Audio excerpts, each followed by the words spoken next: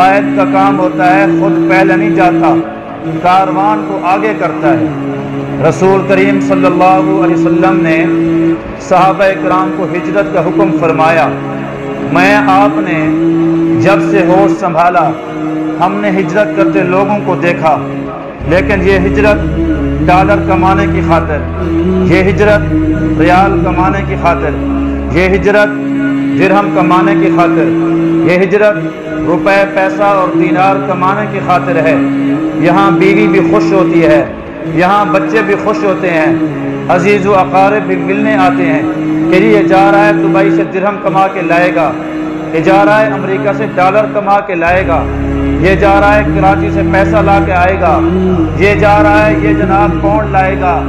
خوش ہوتے ہیں جی LCD آئے گی، موبائل آئیں گے، تحفے تحائف آئیں گے، خوشی سے روانہ کرتے ہیں۔ لیکن آپ نے لوگوں کو دین کی خاطر ہجرت کرتے ہوئے پیچھے دوستوں کو خوش ہوتے ہوئے یہاں نہیں دیکھا ہوگا۔ صحابہ کرام رضوان اللہ علیہم اجمعین کی صرف ہجرت اپنا ایمان بچانا مقصود تھا۔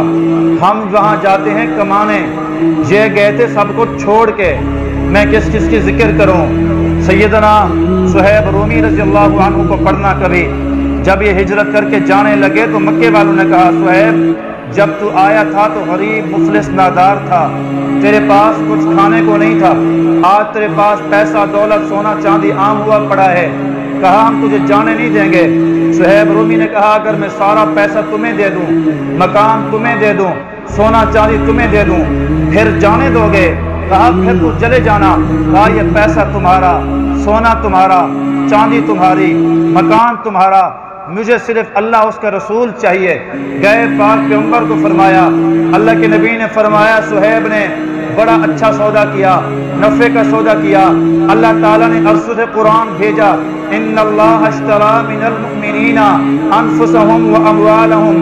اے پیارے پیغمبر صلی اللہ علیہ وسلم، تیرے صحابہ کرام نے ایمان بچایا ہے، مال اور سامان قربان کر دیا۔ انہیں کہنا اللہ کے راستے میں انہوں نے سامان قربان کیا، ایمان بچایا، میرا انہیں جنت کے داخلے عطا کر رہا۔